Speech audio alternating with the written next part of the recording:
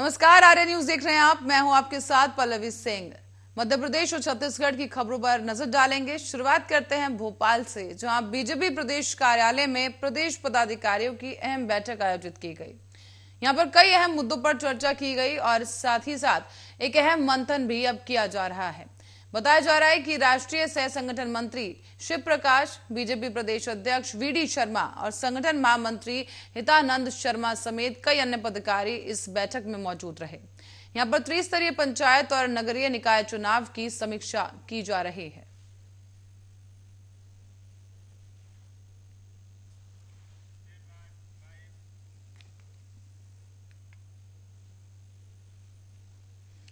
और अब आपको बता दें कि बीजेपी की बड़ी बैठक पर कांग्रेस प्रदेश अध्यक्ष कमलनाथ का एक बयान सामने आया है, जिससे एक बार फिर से मध्य प्रदेश में सियासी पारा चढ़ गया है।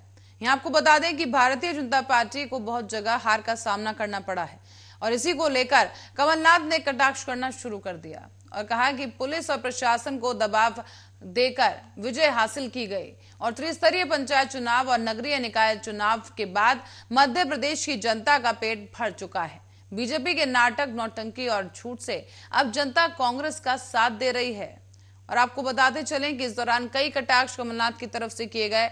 आपको भी सुनवाते हैं क्या कुछ कहा।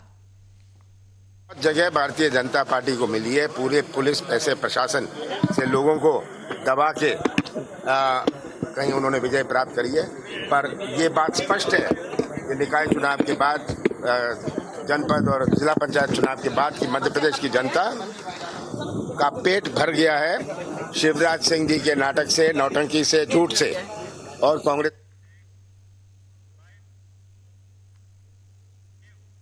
खबर अब देवास से है, जहां देवास में बाईपास पर मध्य प्रदेश सरकार के मंत्री तुलसी सिलावट की गाड़ी को ट्रक ने टक्कर मार दी है।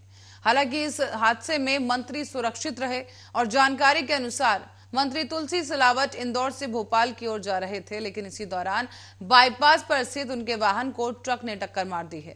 दुर्घटना के बाद मंत्री तुलसी सिलावट जिस साइड बैठे थे उसका दरवाजा डैमेज हो गया है और इसके बाद मौके पर अफरा तफरी मच गई। हालांकि मंत्री तुलसीदास सिलावट को किसी भी तरह की कोई चोट नहीं आई है और मंत्री तुलसी सिलावट इस वक्त भोपाल में है। बताया जा रहा है कि वो कोविड दुर्घटना के बाद मंत्री के वाहन चालक ने औद्योगिक थाने पर इसकी रिपोर्ट दर्ज करवाई और इसके बाद पुलिस द्वारा मंत्री की वाहन को टक्कर मारने वाले ट्रक को जब्त कर लिया गया है। हालांकि आरोपी अभी भी फरार है, जिसकी तलाश जारी है।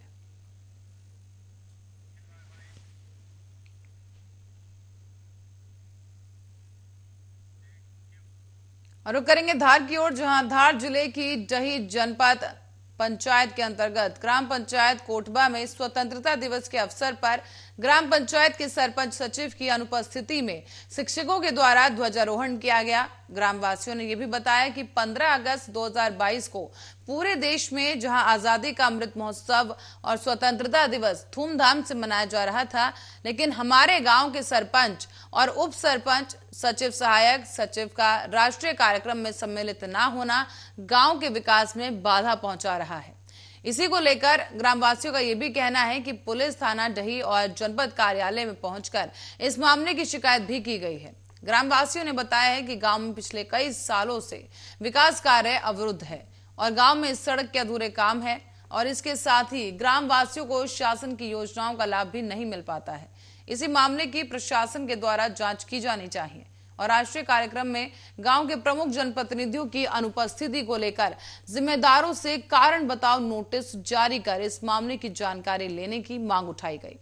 बता दें आपको कि स्वतंत्रता दिवस के अवसर पर ग्राम पंचायत में ध्वजारोहण कार्यक्रम में गांव के जनप्रतिनिधि ही शामिल नहीं हुए और जनप्रतिनिधियों की अनुपस्थिति का एक वीडियो भी वायरल हो रहा है। अब ग्रामीणों का सीधा सीधा आरोप है कि क्योंकि गांव के कई काम पूरे नहीं हो सके हैं, कोई विकास कार्य नहीं हुआ है, इसीलिए जनप्रतिनिधि इस कार्यक्रम से अलग रहे, उन्होंने किनारा कर लिया और वो स्वतंत्रता दिवस के कार्यक्रम में पहुंचे ही नहीं।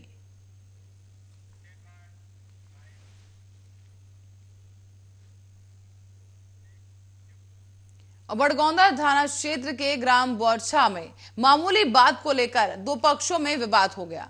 विवाद के बाद फेंके गए सेना के बम से हादसे हुए और इसके बाद पुलिस ने सेना की फायरिंग रेंज के आसपास तलाशी अभियान शुरू किया। इस अभियान के दौरान 4 जिलों की बम स्क्वाड की टीम ने घरों और कबाड़ियों की दुकान से कई बम जब्त किए। तो वहीं 3 आरोपियों को हिरासत में भी लिया गया। और बता दें आपको कि दरअसल ये मामला बड़गौंदा थाना क्षेत्र में लगे मिलिट्री फायरिंग रेंज से लगे हुए गांव बेरछा का है। यहां पर 14 अगस्त की देर शाम को ही कौशल परिवार के बीच हुए विवाद में बम ब्लास्ट की घटना हुई थी और इसी घटना के दौरान 2 लोगों की मौत हो गई, जबकि वहां 15 से ज्यादा लोग घायल हो गए। घटना के बाद ही पुलिस की टीम ने सख्ती दिखाते हुए फायरिंग रेंज के आसपास के गांव में तलाशी अभियान शुरू किया।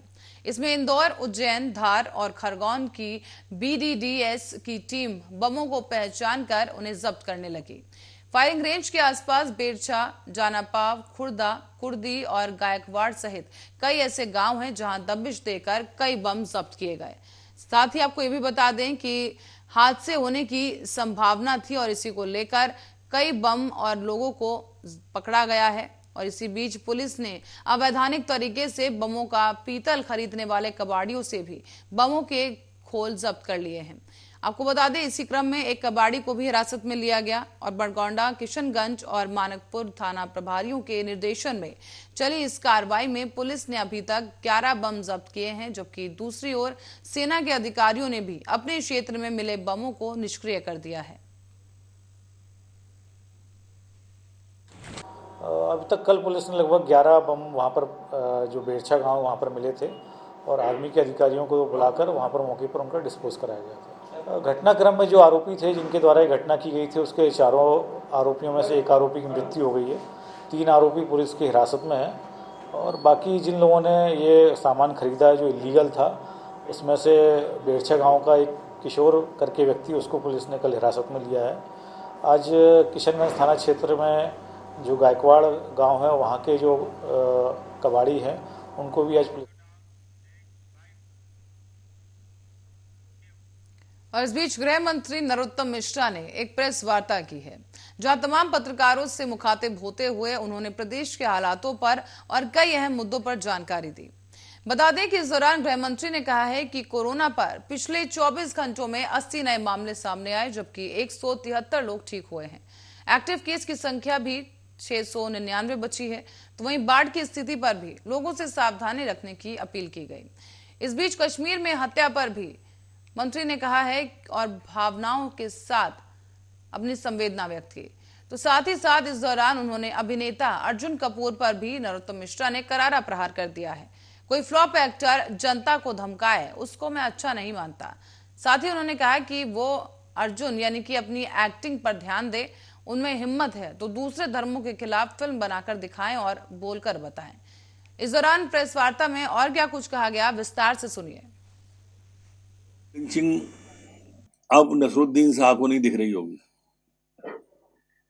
ये मॉब लिंचिंग अब आमिर खान को भी नहीं दिख रही होगी, मुनव्वर राणा को भी नहीं दिख रही होगी। ये मॉब लिंचिंग ना अवार्ड वापसी गैंग को दिख रही होगी ये मॉब लिंचिंग राजस्थान की, क्योंकि इसमें हाथ की सरकार का हाथ होगा ना।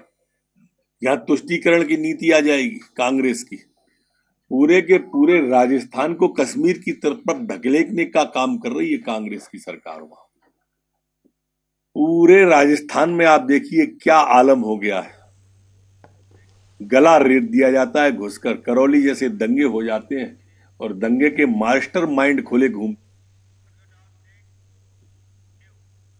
और आगे बढ़ते हैं, रुक करते हैं जबलपुर का, जहां श्रीराम कॉलेज का उद्देश्य ही अपने छात्रों को पढ़ाई के दौरान रोजगार प्रदान करना है। और इसी श्रृंखला में छात्र और छात्राओं के उत्साह को प्रोत्साहन देने के लिए एक प्रेरणादायक कार्यक्रम का आयोजन किया गया। इसमें श्रीराम कॉलेज ग्रुप के सभी छात्र छात्राओं का देश विदेश के अलग अलग संस्थानों में चयन हुआ है और उन सभी छात्र छात्राओं के सम्मान में उनके उत्साह को अधिक बढ़ाने के लिए एक कॉमेडी शो का आयोजन किया गया। इसके मुख्य अतिथि देश के विख्यात हास्य अभिनेता जसप्रीत सिंह रहे।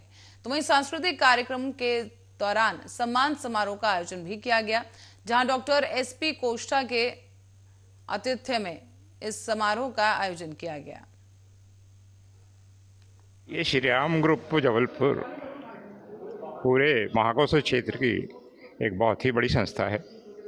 इस ग्रुप में लगभग 11 कॉलेजेस हैं, जिसमें 3 इंजीनियरिंग कॉलेज, 4 फार्मेसी कॉलेज, एक MBA, MCA और Shri Ram college of commerce, जिसमें आर्ट्स, साइंस, LLB, BLLB सब है। प्रतिवर्ष हम लोग जो पास आउट स्टूडेंट्स होते हैं जिनका कैंपस में चयन होता है, उनके लिए प्रतिवर्ष हम एक फेलिसिटेशन प्रोग्राम ऑर्गेनाइज करते हैं।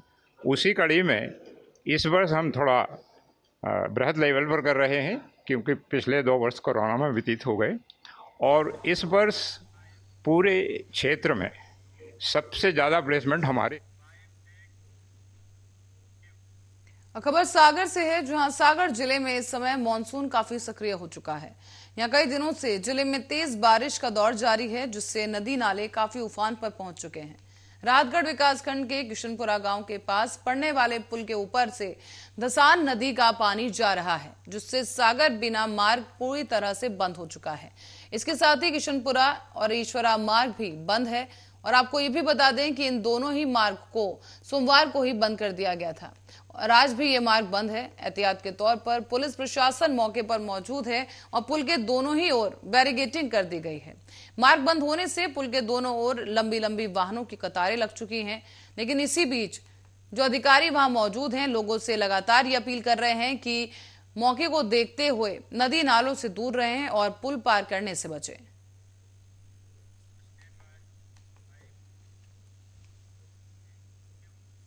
और आजादी की 75वीं वर्षगांठ के अवसर पर पूरे देश में अमृत महोत्सव मनाया गया है और इसी कड़ी में हर घर तिरंगा अभियान भी चलाया जा रहा है, जिसके तहत Jabalpur nursing home private limited के द्वारा अस्पताल के 300 कर्मचारियों को राष्ट्रीय ध्वज तिरंगा अर्पित किया गया है, उन्हें सौंपा गया है। और आपको बता दें कि अस्पताल के डायरेक्टर डॉक्टर BK पांसे के द्वारा लोगों को ये तिरंगा वितरित किया गया है।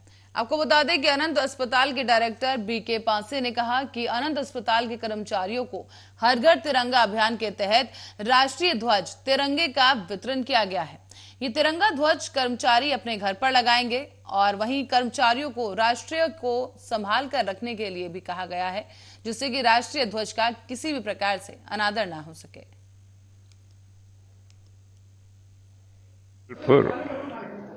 पूरे महाकोशल क्षेत्र की एक बहुत ही बड़ी संस्था है।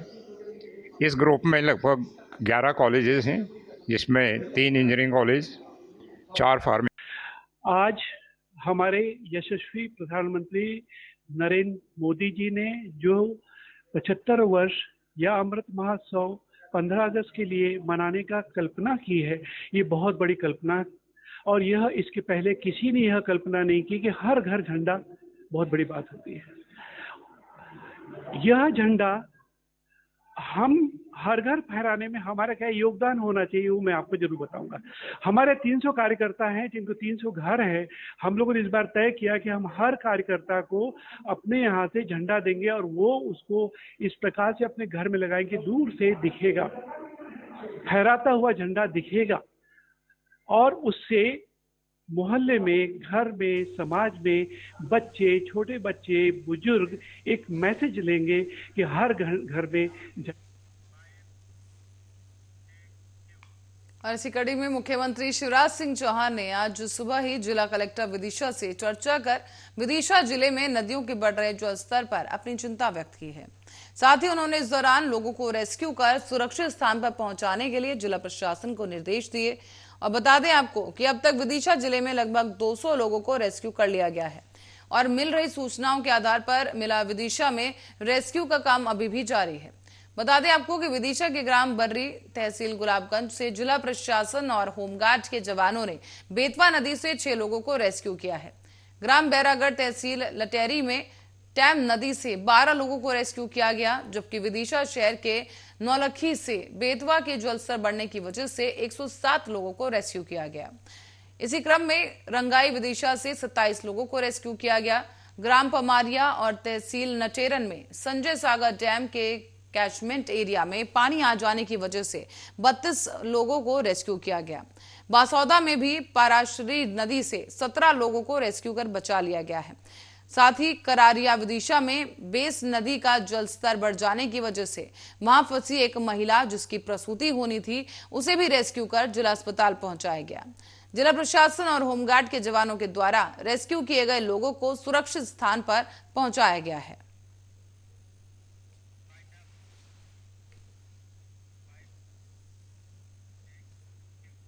और इसी खबर के साथ ही बुलेटिन में फिलहाल के लिए इतना ही। आप बने रहे हमारे साथ, देखते रहे आर्या न्यूज।